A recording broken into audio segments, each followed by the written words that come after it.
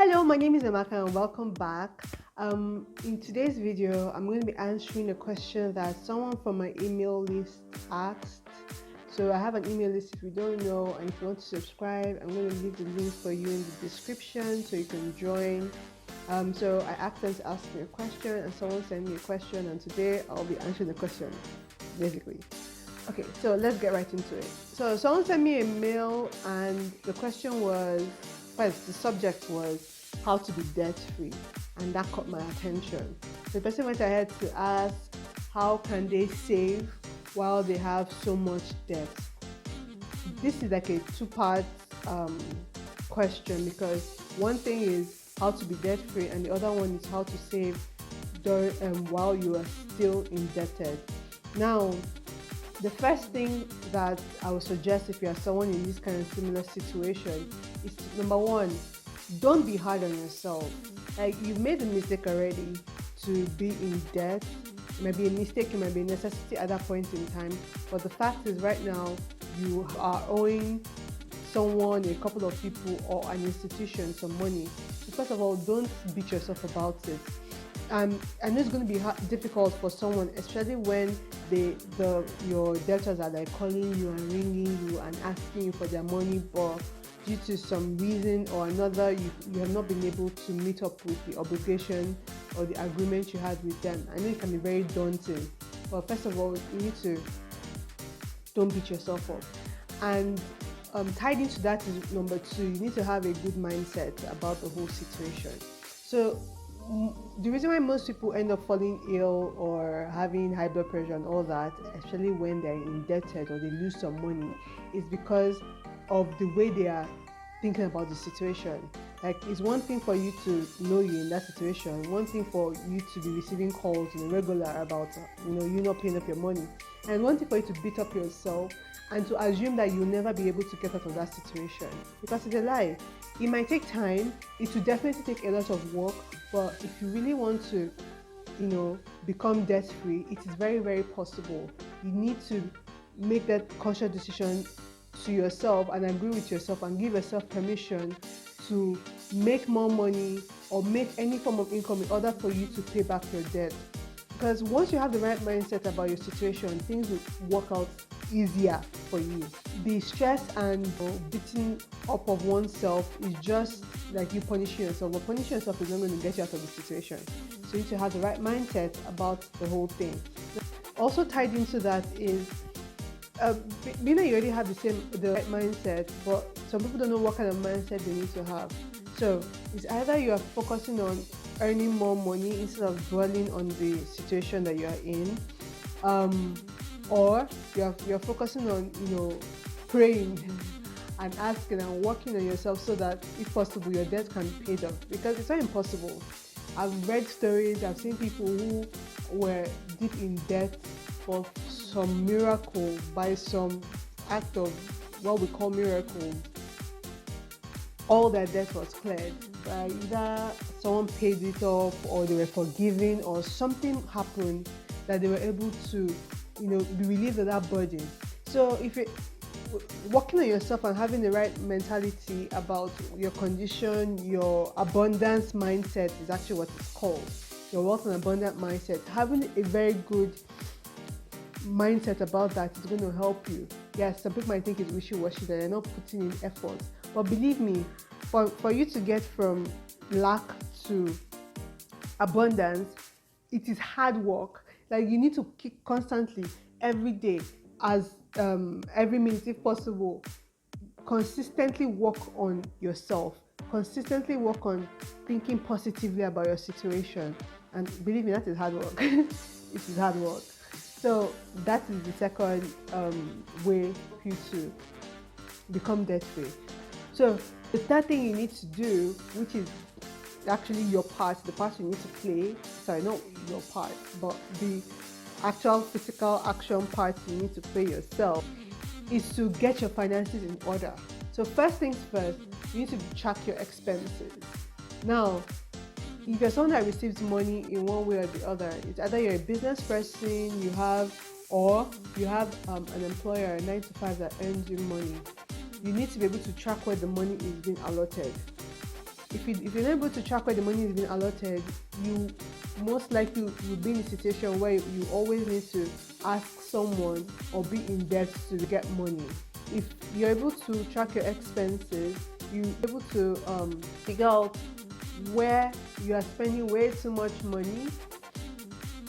Number two, you'll be able to figure out all your impulse buys, things that you don't need but you actually going to spend money on. Number three, you're also going to figure out how much you actually earn in cumbersome. But what by that I mean, some people earn money via their work, but they have a side job that gives them money and they still don't know how much they receive.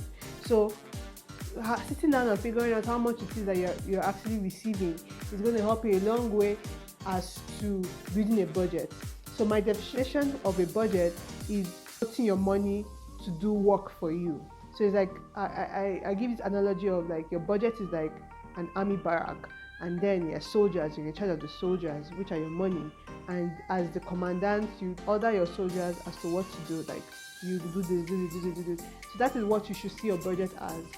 Information as to how you're going to allot the money that you're receiving. It's not scary, the numbers are not scary. In fact, you don't even need to use your head. There are so many resources. I'm going to link one below of a resource you can use, just that to give you an overview as to how much you're spending. As you're tracking your expenses, you need to go through your bank statements.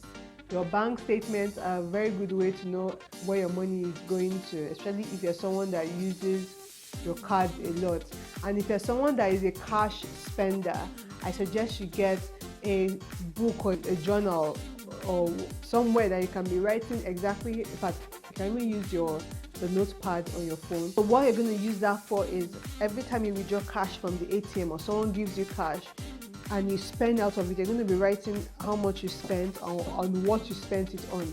That way you'll be able to know where you're spending more money in, where you should cut back spending, where you can cut back spending, and where you can save more.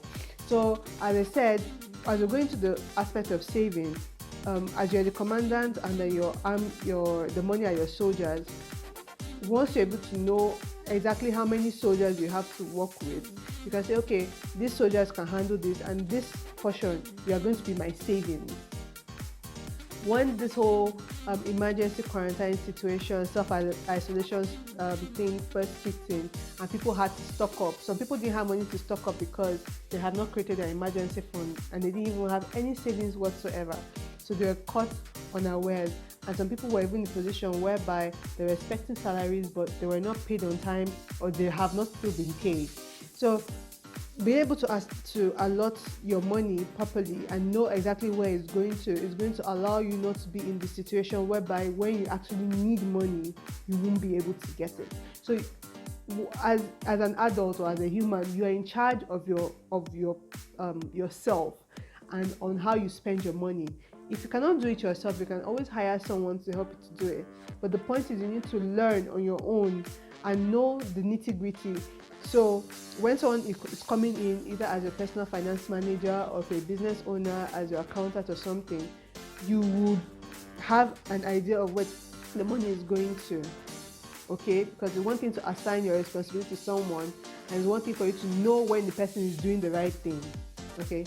Now let's go into how you can become debt-free. So the only way you can become debt-free is to pay off all your debts. There's no other way about it. Either you pay off all your debts or you are forgiven of your debt. If you have an income and you're going to be paying out of your income to service your debt, after doing the whole thing of knowing how much you have, what your expenses are and all, you can then say, okay, this is how much I can afford to pay off my debt with. But if you're in a situation where you already have an agreement with your financer, your debt financer, you should be able to know exactly how much it is from the money you already have that you should be using to service your debt. Now, for business owners, it can be a bit tricky, especially if a business owner who doesn't have consistent cash flow. By cash flow, I mean like the same way someone that earns salary receives money. Your customers are your bosses, so they're supposed to pay you.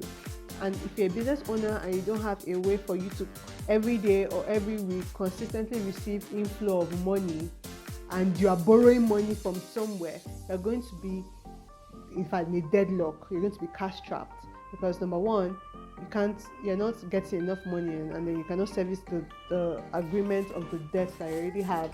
So now, if you're in that kind of situation, number one, I suggest you find a way right now to start making money or start making extra money. You need to do flash sales, sell off your stock, do that. If you need to sell things you have in your house to make up extra money, do that.